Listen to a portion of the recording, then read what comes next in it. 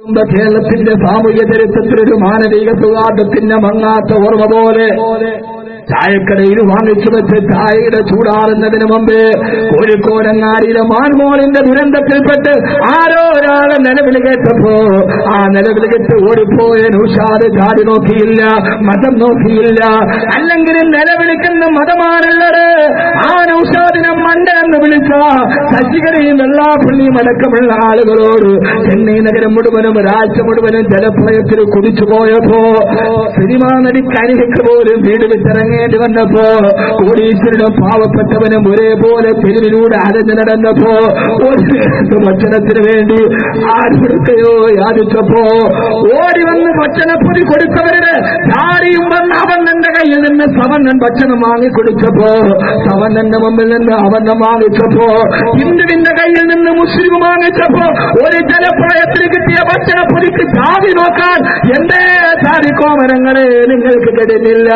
വെള്ളപ്പാച്ചിലൂടെ ഒഴുകി പോകുന്ന കവിത എന്ന ഹിന്ദു സ്ത്രീയുടെ ഉദരത്തിൽ നിന്ന് കുഞ്ഞിന്റെ കരച്ചിൽ കേൾക്കുമ്പോ സ്വന്തം ജീവൻ പോലും പണയം വെച്ചിട്ട് ഓടിച്ചെന്ന ഹിന്ദു പെൺകുട്ടിയെ രക്ഷിച്ചു കൊണ്ടുപോയി ഹോസ്പിറ്റലിൽ കൊണ്ടുപോയി അവളുടെ ഉദരത്തിൽ നിന്ന് ആദ്യമായൊരു ജന്മം വരുമ്പോ ആ ജന്മത്തിന് ഒരു ഹൈന്ദവ സ്ത്രീയുടെയും പുരുഷന്റെയും ജീവിതത്തിൽ പിറന്ന കുഞ്ഞിന് അതിനെ മഴവെള്ളപ്പാച്ചിൽ നിന്ന് രക്ഷിച്ചെടുത്ത യൂനിസ് എന്ന മുസ്ലിം ചെറുപ്പക്കാരന്റെ പേരിടാ ധൈര്യം കാണിച്ച കവിത എന്ന് പറയുന്ന ഹിന്ദു സ്ത്രീയുടെ ഹൈന്ദവതയുടെ ഹിന്ദുത്വത്തിന്റെ ഏറ്റവും നല്ല മഹിതമായ മാതൃകയ്ക്ക് മുമ്പ് ജലപ്രളയത്തിൽ പാഞ്ഞു മുങ്ങപ്പോകാതെ തന്നെ രക്ഷിച്ചെടുത്ത മുസ്ലിം ചെറുപ്പക്കാരന് പ്രസവിച്ച കുഞ്ഞിന് പേരിടാൻ കൊടുത്ത ഇന്ത്യ രാജ്യത്തിന്റെ മതേതരത്വത്തിന്റെ മുമ്പ് ശശികലയെ പോലെ വിശ്വസിക്കുന്നവരോട് ഇല്ല ഇല്ല, അതാണ് ഹൈന്ദവതയുടെ അടയാളമെന്ന്, അതാണ് ഹൈന്ദവന്റെ സംസ്കാരമെന്ന് നൗഷാദ് എന്ന മുസ്ലിം ചെറുപ്പക്കാരന് മാൻമോളിൽ കിടന്നിട്ട് ഭാസ്കർ എന്നടക്കമുള്ള ഹൈന്ദവ ആളുകൾ വിളിക്കുമ്പോ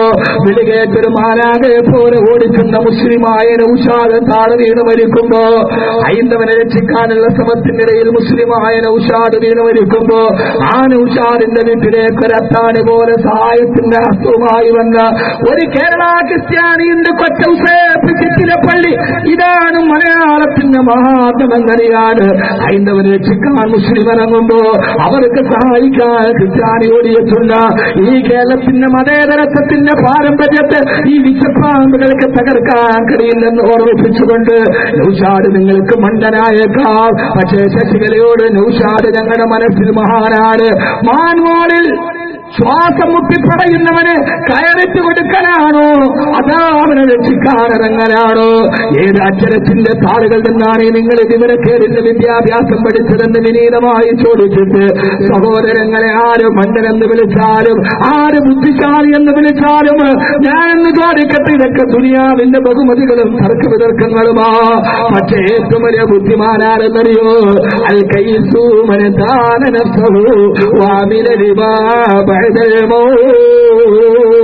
ഇന്ന് സോഷ്യൽ മീഡിയയിൽ ഏറ്റവും വലിയ ചർച്ച നൗഷാദിനെ മണ്ടനെന്ന് വിളിച്ച KP ശശികലയ്ക്കെതിരെ സാക്ഷര കേരളം മുഴുവനെ പ്രതികരിക്കുമ്പോ ആ വിവാദത്തിനൊക്കെ വിരാമം ഇട്ടിട്ടുണ്ട്. കേൾക്കാൻ ഇവിടെ തടിച്ചുകൂടിയ എന്റെ പ്രബുദ്ധരായവരോട് പറയാ, ആ വിവാദങ്ങളൊക്കെ ഇന്ന് അവസാനിക്കാം, നാളെ അവസാനിക്കാം.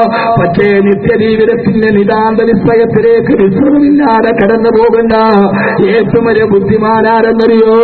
അല്ലാഹുവിന്റെ റസൂൽ 14 നൂറ്റാണ്ട് മുമ്പ് പറഞ്ഞു തരികയാ, അൽ കൈസു മൻ ദാന നഫ്സഹു വഅമില ലിമാ ബഅദൽ മൗത്. സ്വന്തം ശരീരത്തെ മരണത്തിന് ശേഷമുള്ള ജീവിതത്തിന് വേണ്ടി ഒരുക്കുന്നവനാരോ? സ്വന്തം ശരീരത്തെ മരണത്തിന് ശേഷമുള്ള ജീവിതത്തിന് വേണ്ടി ഒരുക്കുന്നവനാരോ അവനാണ് ഏറ്റവും വലിയ ബുദ്ധിമാനെന്ന് സദഖ റസൂലുള്ളാഹ്. അത് പണം